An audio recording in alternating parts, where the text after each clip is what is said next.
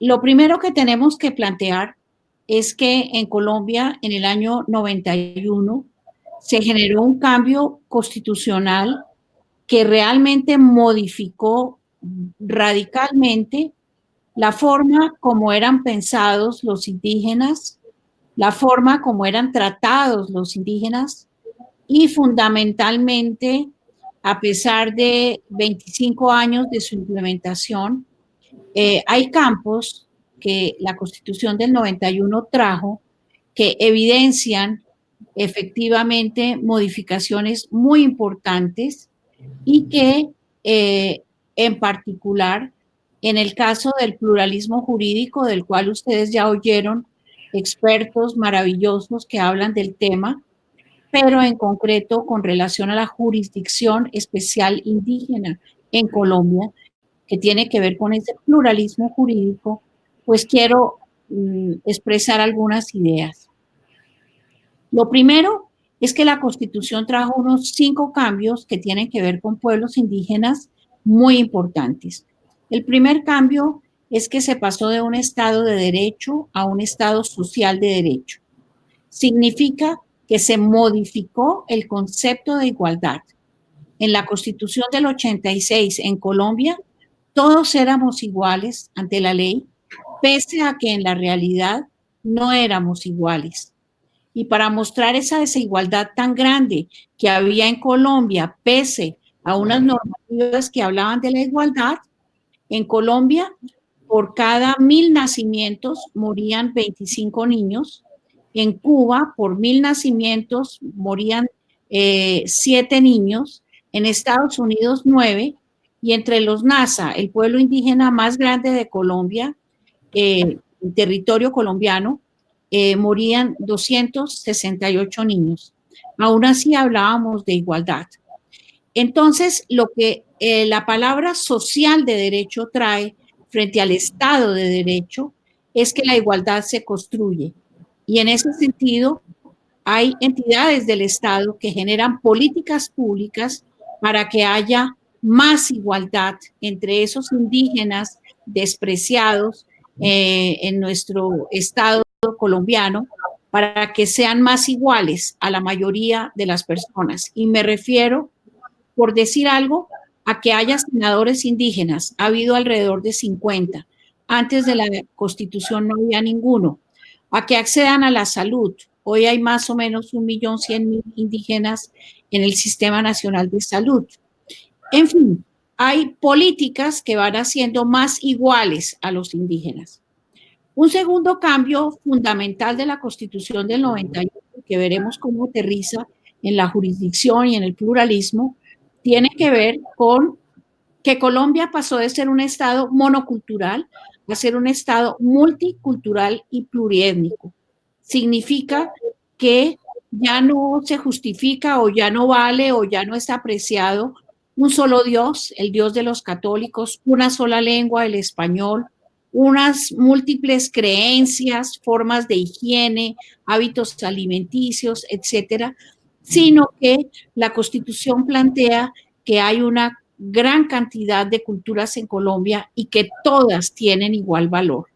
Entonces, ese paso de un Estado monocultural que solo apreciaba una sola cultura al aprecio a diversidad de culturas es el segundo cambio constitucional.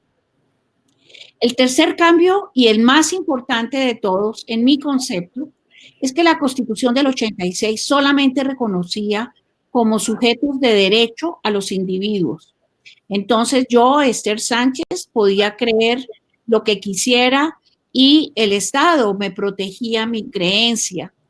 Pero con el tiempo, digamos, las personas que tenían otras religiones, otros hábitos, otras formas, no eran apreciables esas diferencias y por lo tanto, digamos, solamente se valoraba aquello que protegiera el derecho a ser racionales y a la libre determinación y, digamos, a la libertad. Los constituyentes del 90 plantean que hay otros sujetos distintos del sujeto individual libre y racional, que existen colectivos como los pueblos indígenas, que son sujetos, y la Constitución los reconoce como sujetos de derecho. Entonces, si tiene valor que el Estado me proteja el derecho a la vida como persona, el Estado tiene el deber de proteger la vida del pueblo aruaco o del pueblo quichua o del pueblo embera o nasa o agua o uwa o cualquiera de los hoy 113 pueblos indígenas que existen en Colombia. También, así como el Estado tiene el deber de proteger la integridad de mi cuerpo, el Estado tiene a ese sujeto colectivo de derecho, tiene el deber de protegerle la integridad del cuerpo.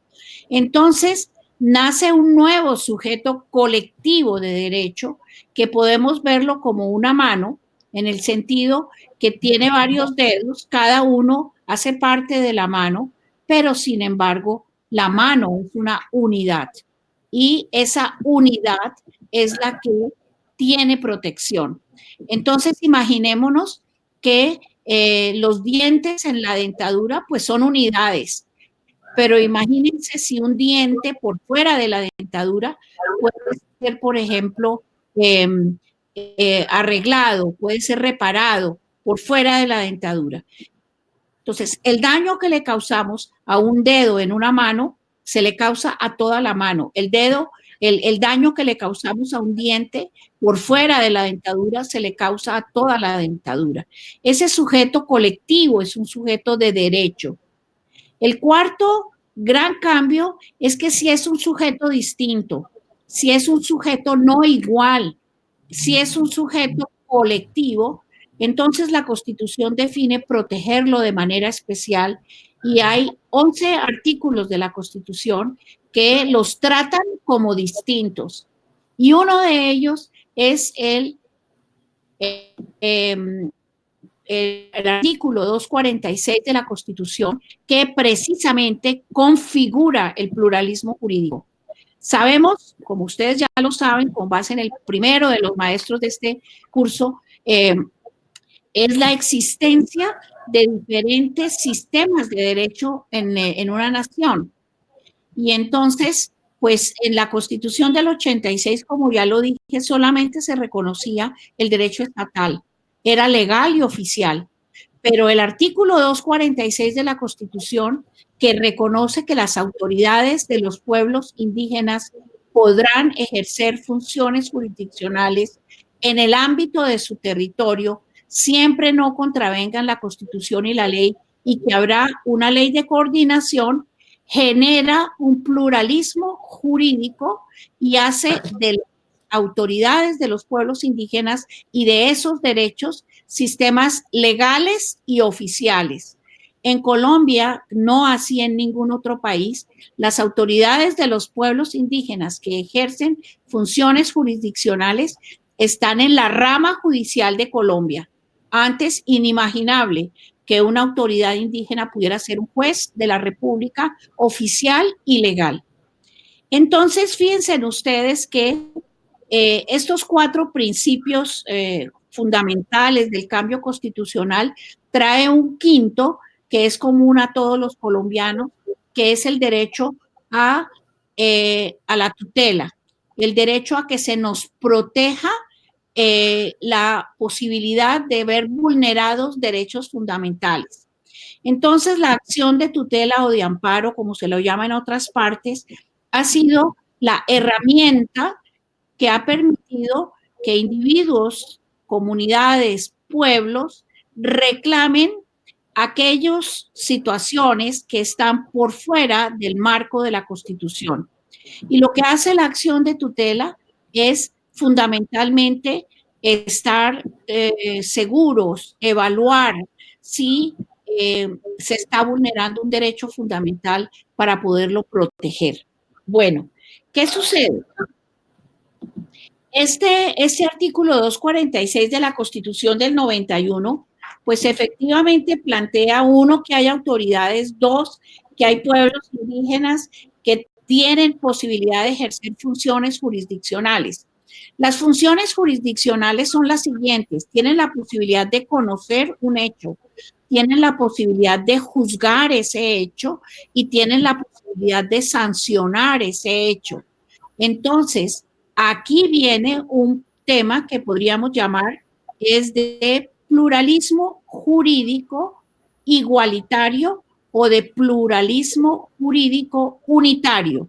Dos conceptos acuñados por quien fuera mi presidente de doctorado, Andrés Buquema, amigo entrañable, que hizo uno de los primeros artículos sobre pluralismo jurídico relacionado con pueblos indígenas, quizás el primero, y sin duda es el aporte conceptual en mi concepto más importante que se ha hecho en América Latina en relación al pluralismo jurídico en pueblos indígenas. Y lo que plantea este autor es lo siguiente.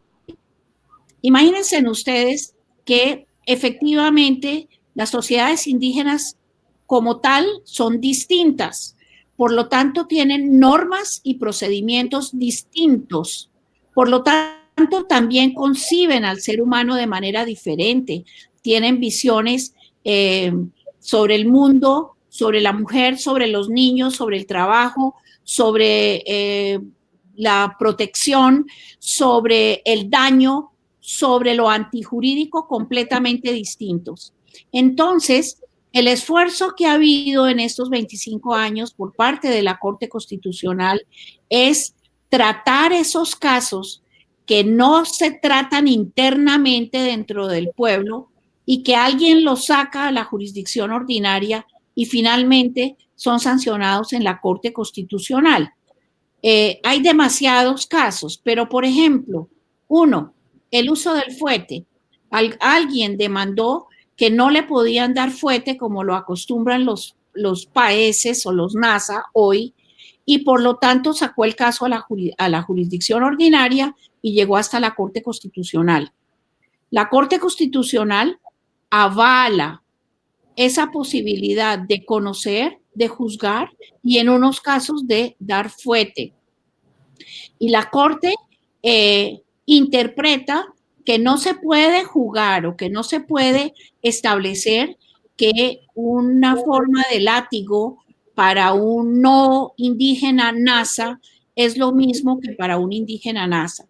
Entonces hay toda una simbología y hay todo, digamos, una visión distinta que hace que la Corte constitucionalice el fuete y adicionalmente el destierro, también el uso de agua fría, de ortiga y también el cepo.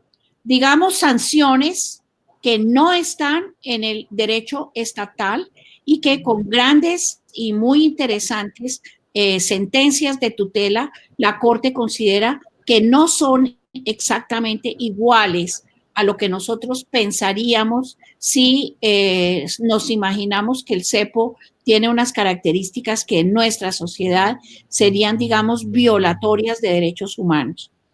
Aquí entonces aparece el concepto de pluralismo jurídico de tipo igualitario, es decir, yo igualo que esas sanciones no conocidas en la jurisdicción ordinaria, en la jurisdicción constitucional, tienen valor y las avalo y las constitucionalizo. Así entonces aparecen elementos como el debido proceso. Y el debido proceso en el derecho estatal tiene unas características. Por ejemplo, un segundo juzgamiento no podría darse y muchísimo menos a partir de un segundo juzgamiento una segunda sanción.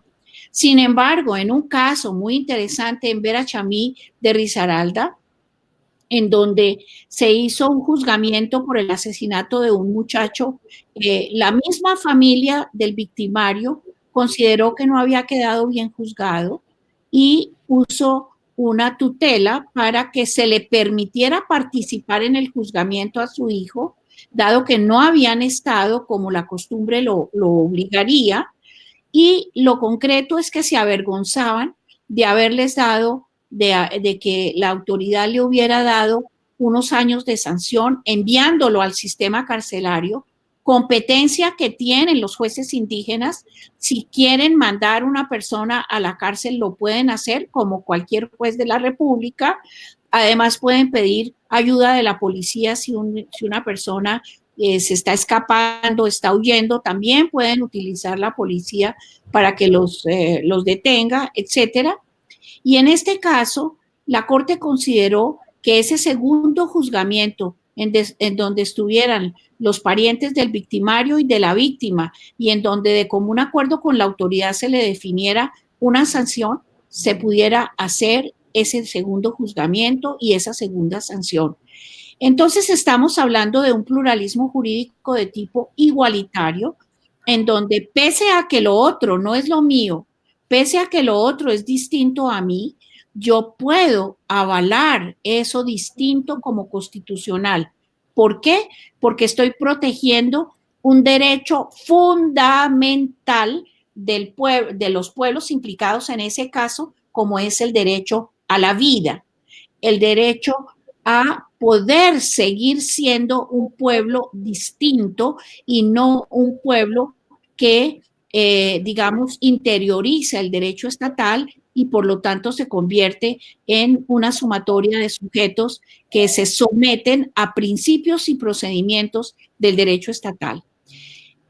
Podemos ver entonces una gran cantidad de situaciones en ese sentido que, digamos, muestran ese pluralismo jurídico de tipo igualitario. Pero también hay unos asuntos que llaman la atención de los mismos jueces constitucionales y es la existencia de algunas prácticas en pueblos indígenas que en el caso del doctor Gaviria, Carlos Gaviria, consideró que no eran aceptables, pese a que el artículo 246 plantea que siempre y cuando no contravengan la Constitución y la ley, Gaviria, el doctor Gaviria, Carlos Gaviria, consideraba que no todo, no podría ser todo lo que un pueblo diga, haga, funcione, etcétera, debe ser igual a lo que la Constitución plantea. Y dice él, porque si no, ¿qué se está reconociendo? Entonces sí pone un límite, un tate quieto, por decirlo así, a lo que él denominó los mínimos jurídicos. Y los mínimos jurídicos son una ponderación que él hace frente a 4 derechos y el derecho a la diversidad. Entonces plantea Gaviria que, por ejemplo, el derecho a la vida de un individuo prima sobre el derecho a la diversidad. En este caso, en Colombia, los NASA modificaron la sanción con pena de muerte a los brujos. Y en una, comillas, sentencia de ellas, que está publicada en uno de mis libros de la Procuraduría General de la Nación sobre jurisdicción especial indígena, queda muy claro que las autoridades indígenas se reúnen en Jambaló y definen que quien tenga una crítica o quien tenga la necesidad de hacer, digamos, de violar el derecho a la vida, no puede hacerlo puesto que tiene que proteger el derecho a la vida. Entonces prima el derecho a la vida sobre el derecho a la diversidad. Y así prima el derecho a la integridad del cuerpo. En Colombia hay una comunidad en la que se corta el clítoris, hay ablación y digamos, el Estado tiene competencia para eliminar esa expresión de la diversidad cultural que, de acuerdo a la Corte, no primaría sobre el derecho a la integridad del cuerpo. Un tercero es a no ser, digamos, violentado en la no libertad, o sea, esclavizado, y en este caso los Hu en el Guaviare, por ejemplo, esclavizaban a los Nucacmacú, y el derecho a la diversidad no prima sobre el derecho a la libertad, digámoslo así, a la no esclavización. Y finalmente el debido proceso como algo que está mandado por la Constitución. Entonces, tengo ya muy pocos minutos para ir terminando, pero podemos encontrar que la Constitución de Colombia y el constitucionalismo del siglo XX y XXI en lo que lleva, ha venido reconociendo lo diverso de manera muy, muy concreta.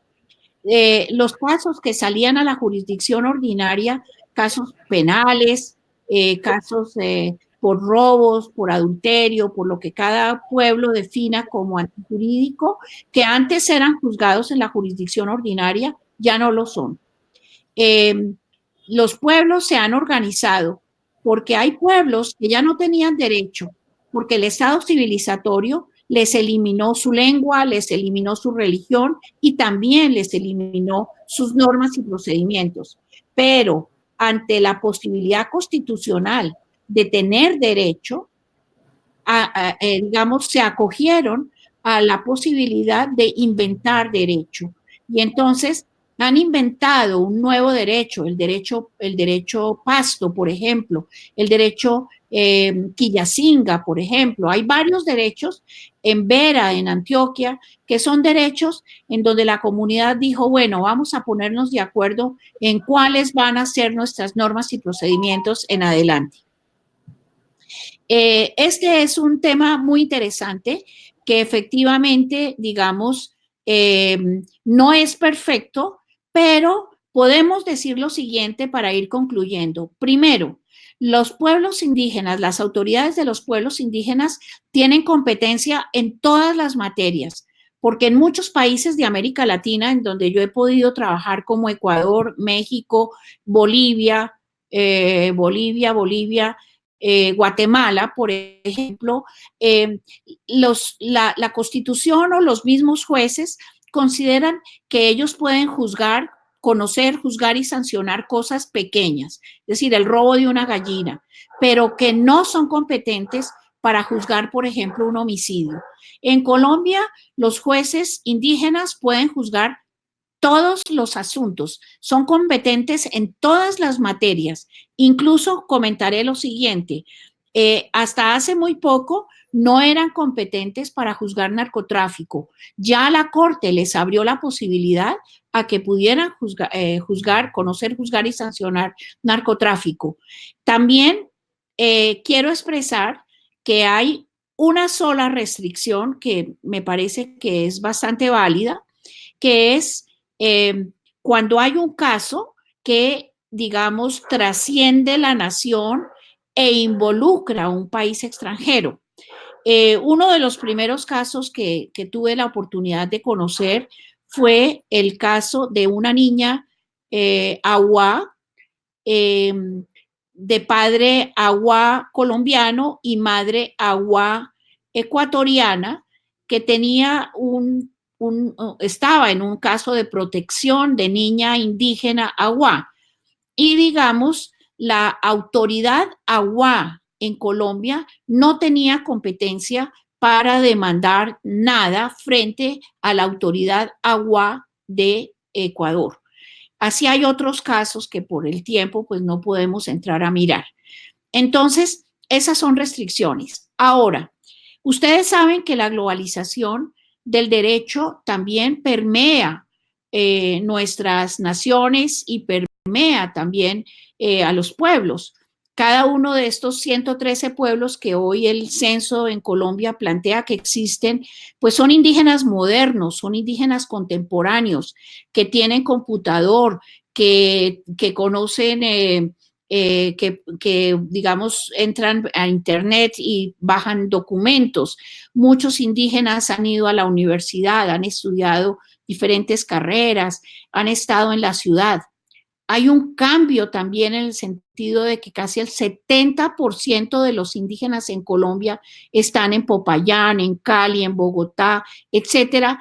Luego el Estado ha tenido que empezar a ajustarse para poder hacer jurisdicción en un ámbito territorial de ciudad.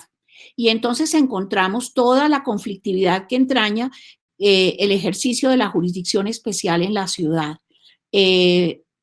Finalmente, y ya para terminar, decía que la globalización impacta de manera muy significativa, digamos, el derecho estatal. Y uno de los puntos de esa globalización es el tema de los derechos humanos. Y esos derechos humanos que buscan aterrizar por fuera de los contextos o con el desconocimiento de los contextos en que se vive en una sociedad. Entonces, una de las cosas que ha venido cayéndole muy bien a algunos jueces, y hay un debate muy fuerte al respecto, es el tema de violación carnal, el tema de matrimonio temprano, el tema de maternidad temprana, etcétera, etcétera. Entonces, la institución que, digamos, rige a los jueces en Colombia, que se llama el Consejo de la Judicatura, que es el que se fija si están los jueces actuando adecuadamente o no, le ha venido quitando competencia a los jueces indígenas toda vez que aparece una mujer de menores de 14 años en estado de embarazo. Entonces, una mujer de 14 años que va al hospital y le preguntan que quién fue su compañero de sexualidad, y a ese hombre lo meten a la cárcel por violación carnal a menor de 14 años. Y los casos empiezan a ser bastante complicados. Ahí tenemos algunas, digamos, actuaciones en ese sentido, de algo que hice en Colombia y algo que hice también en Perú, para que esa globalización del derecho permita entender de una manera distinta. No quiere decir que las mismas mujeres indígenas en Colombia con las que me he reunido, algunas pocas de algunas amigas, etcétera, etcétera, piensan que su sexualidad podría, digamos, estar exenta de maternidad y por lo tanto prolongar la maternidad para un tiempo más adelante, pero que obviamente la sexualidad temprana pues hace parte de decisiones de comunidades, de formas de ser y de también de la libertad de las personas. ¿Nos puede compartir sobre el proceso de reforma constitucional a estos avances de reconocimiento? Bueno, voy a responder a Daniel Tucux de Guatemala, me interesa mucho. El proceso de la constituyente se debe fundamentalmente a estudiantes en Colombia que en los años 90 veían con grave preocupación lo que estaba sucediendo en Colombia y decidieron incluir una papeleta que pudiera implicar un proceso de cambio constitucional, y Colombia, digamos, acogió esa iniciativa. La constituyente de Colombia incluyó 2 indígenas como constituyentes y uno adicional. No hubo presencia de los afro, que han venido también ganando en estos temas y también tienen jurisdicción especial. Digamos que ese fue un proceso largo en el que los constituyentes pues se preocuparon por los diversos temas que tiene nuestra Constitución, que es una constitución grande, larga, y uno de esos temas fue el tema de la posibilidad de que los indígenas pudieran hacer uso de su derecho propio. Personalmente, bueno, se acabó la constituyente y hubo lo que se llamó un congresito, que fue un grupo pequeño que finalmente le dio como escritura final a la Constitución, y pude participar en la escritura, digamos, del artículo 246. Ustedes pueden ver que ahí hay una cosa interesante, que es que los pueblos indígenas podrán ejercer funciones jurisdiccionales. Esa palabra podrán es distinta de la que, por ejemplo, se logró en Ecuador, donde también estuve apoyando la constituyente, y es, allá dice, las autoridades de los pueblos indígenas deberán. Entonces, fíjese que la Constitución de Colombia le permite a los jueces indígenas decirle a otro juez que juzgue por ellos. Y la razón es, por ejemplo, que cualquiera sea la decisión de un juez indígena, implicaría derramamiento de sangre. Entonces, también la Corte consideró que era muy interesante que cuando haya una desgracia en una comunidad por el fallo que se presenta internamente, la autoridad pueda sacar el caso a la jurisdicción ordinaria. Entonces, pues estos son tiempos de muchas reuniones, de muchas lecturas, de mucha análisis, de obviamente intereses allí metidos. Obviamente operó la cooperación internacional para tratar de orientar de algunas maneras. Había pues influencias, había rechazos, había mil cosas, pero esa constitución es muy valiosa porque la firmaron el más conservador de los colombianos en ese momento, que era el doctor Álvaro Gómez Hurtado, que fue asesinado. Estaba el constituyente liberal, que ahorita me olvidé el nombre, bueno, ahorita les digo cuál, y estaba Navarro Wolf, que era el guerrillero, exguerrillero del M-19.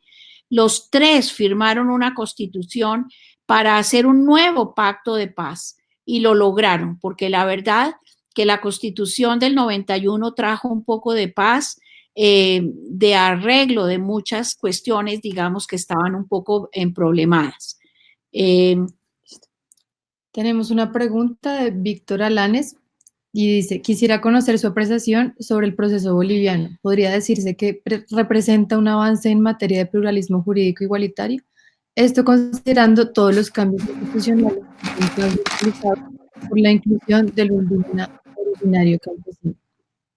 Bueno, sin duda la Constitución de Guatemala y la Constitución de Ecuador pues, tienen principios bastante igualitarios, incluido que dentro de la Corte Constitucional esté un indígena. Creo que actualmente está un indígena que incluso es amigo mío y nos encontramos hace poco relativamente en México.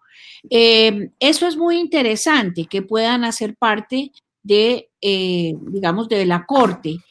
Yo diría que lo importante es saber si el pluralismo jurídico igualitario está funcionando, o sea, si las autoridades indígenas están juzgando y no sacando los casos a la jurisdicción ordinaria sus comunitarios, porque si las cosas no se resuelven adentro con los tropiezos que haya, pero se va aprendiendo, se hace camino al andar, pues finalmente la jurisdicción ordinaria termina como ha venido siendo siempre, que es tomando los casos y juzgándolos, conociéndolos, juzgándolos y sancionándolos. Yo creo que hay avances y considero que una de las sentencias de María Elena Tar, que viene en la próxima semana, es lo más grandioso que yo conozco al ella como magistrada de la Corte hacer el juzgamiento de un caso, una sentencia de tutela, en la cual utiliza los argumentos, digamos, más propios del pueblo en el que se daba el caso. Y esa sentencia de ella, pues, es emblemática. No hay otra en América Latina. Tenemos también un comentario de buenas noches, profesor y compañeros. Desde Panamá. Quería realizarle una pregunta sobre qué opinión le merece el hecho que una comunidad indígena pueda, en una comunidad indígena puedan existir autoridades tradicionales, pero que no tengan mayor cooperación para atender conflictos penales como los mencionados por usted, como violación sexual y matrimonios en edades adolescentes, o incluso justicia penal juvenil, frente a estándares de acceso a la justicia y verdadera resolución de conflicto penal. Máxime cuando podría tratarse de menores que tienen otras finalidades en el tema penal adolescentes distintas a la justicia aplicada a adultos. ¿Será que realmente se cumplen esos fines de justicia ante situaciones como las planteadas? Bueno, yo diría lo siguiente. Lo primero es que en el caso de Colombia, los pueblos indígenas han vivido sin Estado. O sea, el Estado no ha estado cerca de los pueblos indígenas. Por lo tanto, estos pueblos durante toda su vida han sabido conocer, juzgar y sancionar los actos que se consideran desviados. Yo pienso que es posible que haya personas que no puedan hacerlo porque son muy jóvenes, porque no tienen una formación propia, pero lo que no tenemos que pensar es que la autoridad indígena tiene que saber derecho estatal para poder actuar. Es la comunidad la que tiene que examinar hasta dónde está, digamos, logrando autonomía cada día más fuerte al conocer casos que considera que son antijurídicos y que desea que sea internamente que sean juzgados y sancionados, y que no sea un ente externo que en ocasiones desconoce precisamente esas maneras. Así estoy ahorita yo. ¿Cómo dice?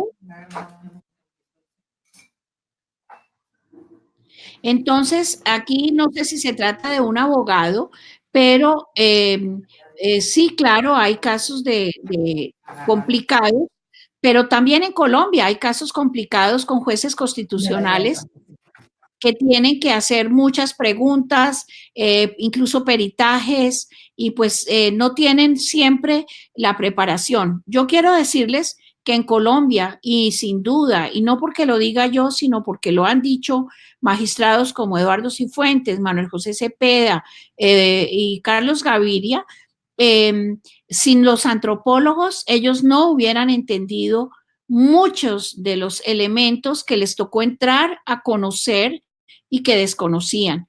Un Carlos Gaviria, magistrado extraordinario, no tenía ni idea que era el fuete o el cepo, o que era debido proceso para los Embera, o que era un chamán, o que era mil cosas. Entonces, son jueces constitucionales que desconocían por completo asuntos que tenían que conocer y juzgar y sancionar, pero se valieron de apoyos para poderlo lograr.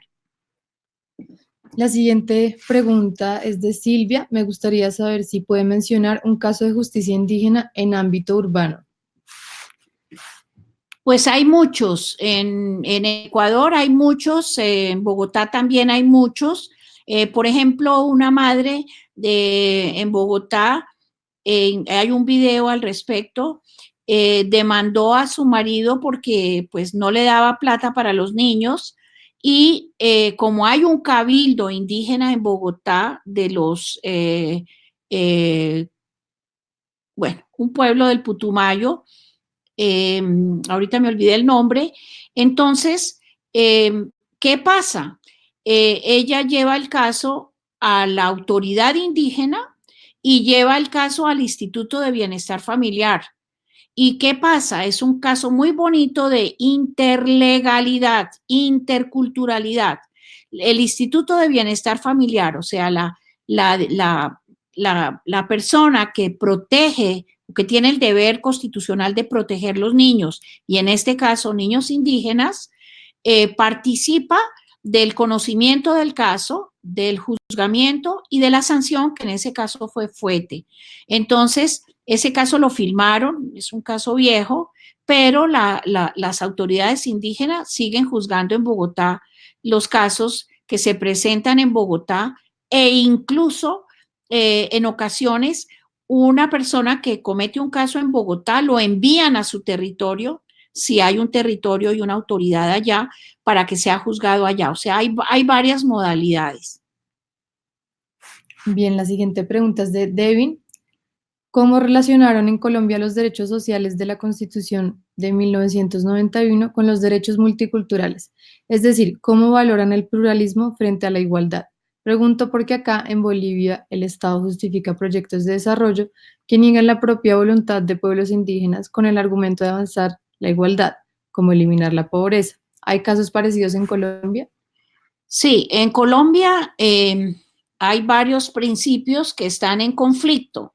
La Constitución de Colombia es una constitución que tiene, digamos, dos derroteros, como ya lo expresé. Un derrotero liberal, completamente liberal, donde se protege al sujeto y por lo tanto se protege la libre empresa, si es a eso a lo que se refiere. Y por otro lado, en la misma Constitución hay la protección a los sujetos colectivos, pueblos indígenas. Entonces, ahora hablábamos con Lucía y tuve oportunidad de conversarlo con Raquel recientemente en otra parte, y es: no hay derechos absolutos. Eso lo tenemos que tener absolutamente claro. No hay derechos absolutos. Entonces, hay ocasiones en que un pueblo indígena dice, por ejemplo, no a la minería, y lo justifica, y el Estado tendría que tener en cuenta esa decisión autónoma de un pueblo. Pero hay ocasiones en que un pueblo indígena dice no a la minería y el Estado podría despreciar esa decisión autónoma. Es decir, el derecho a la diversidad, el derecho a la autonomía no siempre priman. Cada caso, y por eso la tutela, cada caso debe ser estudiado. Entonces, la Corte Constitucional de Colombia el año pasado, antepasado, 2017 y 2018, por ejemplo, ordenó el no paso de una línea eléctrica a Panamá, Colombia-Panamá, y ordenó la suspensión de una minera también en el Chocó, y adicionalmente de otro proyecto de gran envergadura. La Corte ordenó suspender una carretera por el impacto que generaba a una población. Entonces, fíjese, el interés general y colectivo de la nación no siempre prima sobre el interés general y colectivo de la nación de proteger un pueblo indígena. Hay ocasiones en que el interés general y colectivo de la nación prima, y en concreto la primera sentencia que definió que el interés general y colectivo de la nación prima sobre el derecho a la diversidad fue en el caso de un radar en el Amazonas colocado sobre un sitio sagrado. El Estado argumentó que era para la protección nacional y por lo tanto, digamos, no valoró el sitio sagrado. Respondo de la manera como la Corte lo ha planteado.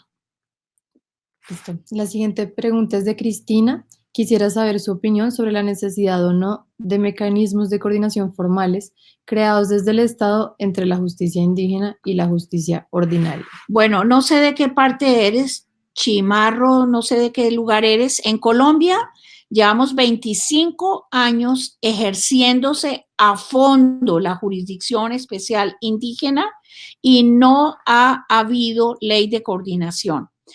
Personalmente en la Procuraduría me ha tocado debatirme incluso con el doctor Gaviria cuando vivía, porque presentaron una ley de coordinación que tuve la oportunidad de criticarla hasta el fondo, porque imagínense que en Colombia hoy hay 113 pueblos indígenas. En Colombia hay indígenas en el desierto, en la zona andina, en los llanos orientales, en la Amazonía. Y la propuesta que se hace de coordinación interjurisdicciones hace mucha relación al mundo andino, pero no tiene en cuenta la forma, los derechos propios, las normas, los procedimientos, por ejemplo, de los pueblos amazónicos. Entonces, la Corte en su momento planteó que la jurisdicción podría completamente operar sin necesidad de coordinación. Y esa ley de coordinación han intentado por todos los medios ponerla y creo que ha sido difícil y creo que será muy difícil que se logre porque requiere consulta previa, obviamente, llegar a un acuerdo.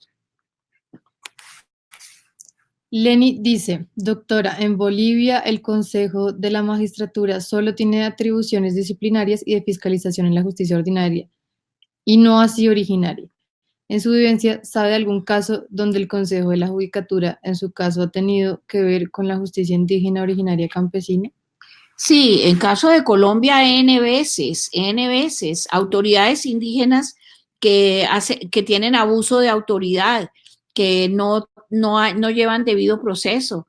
N casos en donde el Consejo de la Judicatura a reclamaciones, pues se considera que hay, digamos, vulneración o excesos y evidentemente toma posiciones. Acordémonos que los jueces indígenas pues no son parte de un ente aparte del Estado.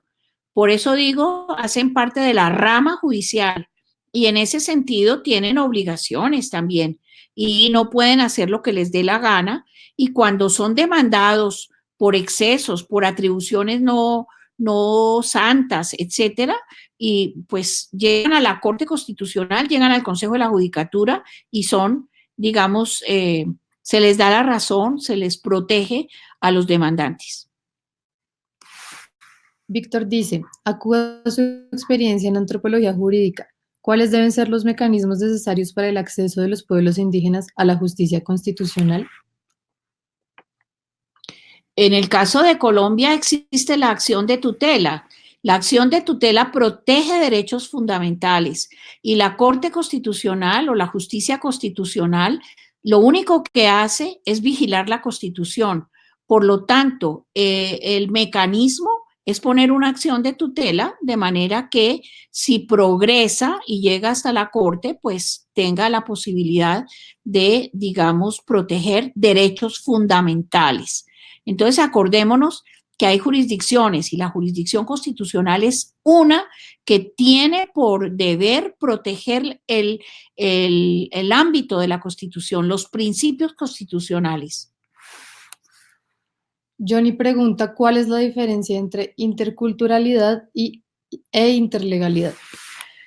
Bueno, la interculturalidad hace relación a, digamos, la presencia de 2 o 3 o más culturas en muy diferentes situaciones. Entonces yo puedo hablar, por ejemplo, de comida intercultural. Puedo hablar también de principios interculturales para el trato a la mujer. Pero la interlegalidad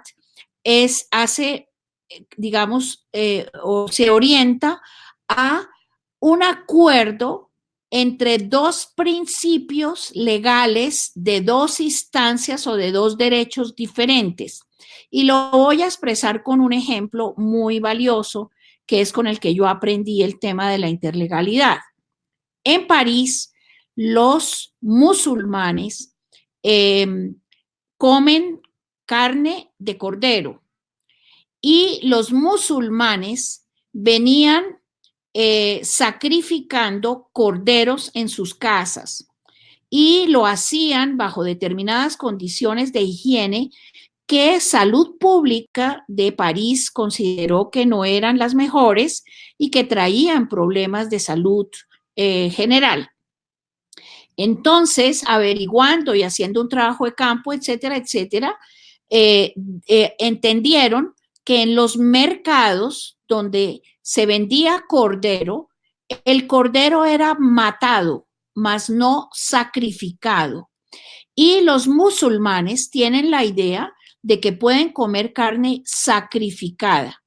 ¿Cuál es la diferencia entre comer carne sacrificada o comer carne matada, por decirlo así?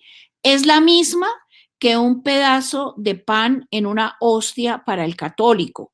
Es decir, lo que lo hace sacramental a una hostia es la convicción de que en ese pedacito de pan está Jesucristo, está el cuerpo y la sangre de Jesucristo. Eso lo hace sacramental en términos de un autor que se llama Gregory Bateson, un famoso antropólogo. Pero para los matarifes de los supermercados que no eran musulmanes, pues matar un cordero era una actividad cualquiera. Entonces, ¿qué pasó?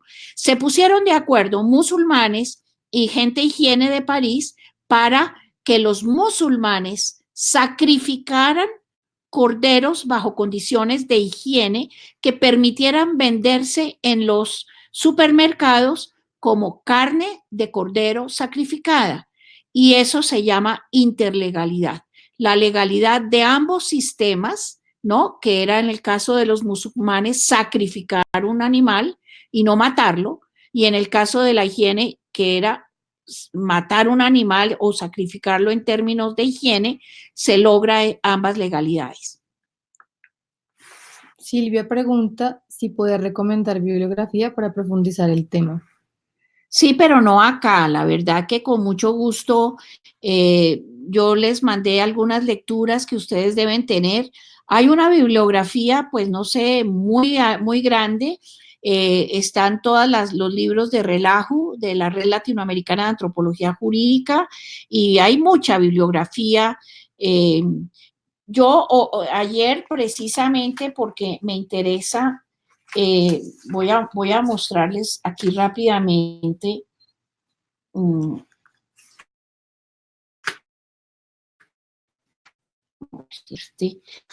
ese no es un tema como para tratar ahorita, porque yo pues no me sé la bibliografía de pe a pa y los nombres, etcétera, pero yo saqué un libro que me pareció interesante de Carlos Eduardo Rueda Carvajal, que se llama El reconocimiento de la jurisdicción especial indígena dentro del sistema judicial nacional en Colombia, el debate de la coordinación para el anterior. Lo bajé de internet.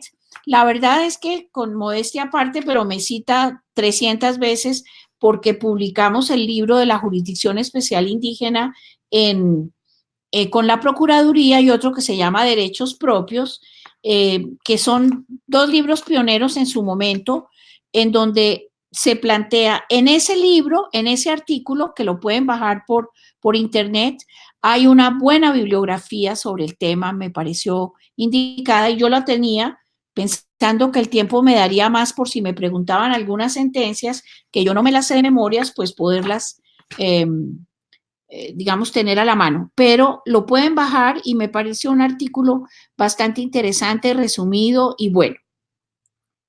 La última pregunta es de Víctor. ¿Cómo funciona el peritaje antropológico en su país? Bueno, el peritaje antropológico en nuestro país comenzó en los años 77. Es gratuito, los peritos hemos hecho peritajes siempre de manera gratuita. Nos diferencia de toda América Latina, donde pagan el peritaje y donde hay una cantidad de asuntos, digamos, formales, que en Colombia no existen. Yo no sé si yo he hecho, no sé, 250, 300, 400 peritajes. A la Corte Constitucional le he hecho más de 30, y simplemente la Corte solicita a una persona que considera que es, comillas, experta en algún tema, le hace unas preguntas y es obligatorio, y la persona responde de la mejor manera. Hay peritajes que tienen 6 páginas y hay peritajes que tienen 100 páginas. Es decir, son trabajos de investigación. Hay peritajes que solicitan a 6 días, 10 días. Hay peritajes que uno tiene un par de meses para realizarlos, que implican trabajo de campo, etcétera, etcétera. Hay una pregunta de Víctor de nuevo respecto de las acciones tutelares como mecanismo de acceso a la justicia constitucional. Por lo visto en Bolivia, tienden a tutelar derechos individuales sin referirse a los derechos colectivos, que muchas veces se encuentran colisionados. ¿Cuál debería ser el contenido de las sentencias que sean consecuentes con un pluralismo jurídico igualitario? Bueno, creo que vimos que hay unos derechos individuales que no pueden ser vulnerados por el derecho a la diversidad, o sea, donde prima el individuo sobre los derechos del sujeto colectivo, que hemos hablado es el derecho a la diversidad. Entonces, los derechos del individuo a, por ejemplo, a la libertad de culto, sentencia de Eduardo Cifuentes, extraordinaria, es una sentencia de unificación de Eduardo Cifuentes, creo que es del 2006, si la pueden leer, léanla, la que puedan, es sobre pentecostalismo. Por ejemplo, esa sentencia de la Corte tiene un peritaje muy largo mío de 100 páginas de otro amigo, Carlos Uribe. Esa sentencia muestra que el derecho a la libertad de culto de los sujetos conversos no prima sobre el derecho a la libertad de culto del pueblo, en este caso arhuaco. Quiere decir que los arhuacos tienen derecho a seguir vivos, proyectando su visión religiosa del mundo, y por lo tanto mascando coca, haciendo pagamentos, participando en mingas, etcétera. Restricciones que hace el mundo pentecostal. No pueden mascar coca, no pueden, tienen que dar diezmos, etcétera, etcétera. Entonces, la Corte sí pondera muy de fondo si una demanda de un individuo vulnera al colectivo o no lo vulnera. Y si no lo vulnera es porque el colectivo, digamos, mejor dicho, la autoridad indígena está cometiendo un atropello. Entonces, ya dije, los derechos a la vida, a la integridad del cuerpo, a estar libre y a un debido proceso, priman siempre sobre el derecho a la diversidad y son derechos individuales. Emerson de Bolivia pregunta, nos habló de los delitos de sustancias controladas, no lo entendí muy bien. Aquí en Bolivia solamente pueden conocer y sancionar esos delitos los jueces y quien realiza la investigación son los miembros de la policía. Ya. Aquí dice que son los jueces. ¿Cuáles jueces? Los jueces ordinarios. En Colombia, los jueces indígenas pueden hoy conocer delitos de narcotráfico y con eso le respondo, sí pueden conocer delitos de narcotráfico. Pueden conocer que una persona está traficando con coca, pueden conocer, sancionarlo, pueden juzgarlo y pueden castigarlo. Eh, Antes eso no estaba restringido. La policía persigue a los que utilizan este tipo de sustancias o también incluso a los que producen la coca. En Colombia, los indígenas tienen derecho a tener una parte de los cultivos de coca como legales, y, o sea, para uso cultural. Y otras partes, pues sí los persiguen bajo políticas internacionales, sobre todo norteamericanas, de la eliminación de la coca como un delito. Nelida dice, los pueblos indígenas en el Perú aún son ajenos al gobierno y a la justicia ordinaria. Muchas veces no se respetan las decisiones de las comunidades indígenas. ¿Cuál sería la diferencia entre los pueblos indígenas y pueblos originarios? No tenemos esa diferencia en Colombia, entonces no la tengo. O sea, creo que Raquel Irigoyen la puede contestar de mejor manera. En Colombia, los pueblos originarios o pueblos indígenas son la misma cosa. Eh, el Estado, como vimos al comienzo, cuando hablamos de la construcción del Estado social de derecho, el Estado, claro que tiene que acercar la justicia a las comunidades, ¿me explico? Porque hay injusticias. Entonces, hay una persona que no paga adecuadamente el salario o hay un hombre que viola a una niña, etcétera, etcétera.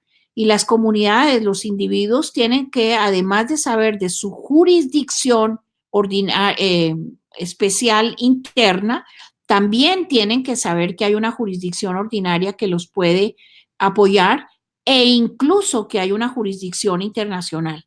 Y para que quede bien claro, la medicina propia pues puede atender ciertos asuntos médicos internamente a los pueblos, pero tienen derecho a que el sistema de salud los apoye, los ayude. Entonces el Estado tiene que proveer salud para los indígenas a pesar de que ellos tengan una medicina propia. Y habrá casos en donde, como ha pasado en Colombia y seguramente en otros países, donde un caso puede salir a nivel internacional, dado que en Colombia no hay condiciones, por ejemplo, para salvar la vida de un individuo. Bueno, como ya son las 7 de la noche, vamos a finalizar la conferencia. No sé si Esther quiere decir unas últimas palabras. No, yo quiero plantear lo siguiente. Conozco un poquito porque he sido muy generosamente invitada por todos los países que están aquí mencionados, inclusive Brasil, lo que menos conozco, pero también estuve en Brasil. He ido muchas veces a Bolivia, a Perú, a Guatemala, a Ecuador, a México. Y hay veces que a mí me preguntan, ¿por qué en Colombia ha pasado lo que ha pasado? Y yo digo, porque ha habido indígenas comprometidos en luchar por sus derechos y hemos habido, no sé si se diga así, aquí tengo una persona que escribe y habla muy bien, hemos sido solidarios de las luchas de los pueblos indígenas y nos hemos comprometido a luchar por sus derechos. Entonces, lo que menos tenemos para decir, o lo que más tenemos para decir es sí se puede. Puede que nos toque un tiempito demorarnos para haber realizado el sueño, pero eso se llama esperanza, y la esperanza es poder ver cambios antes de morir, nuestros deseos de cambio antes de morir. Y eso hay que lucharlo y lucharlo todos los días, porque de otra manera, pues francamente, no logramos los cambios que deseamos.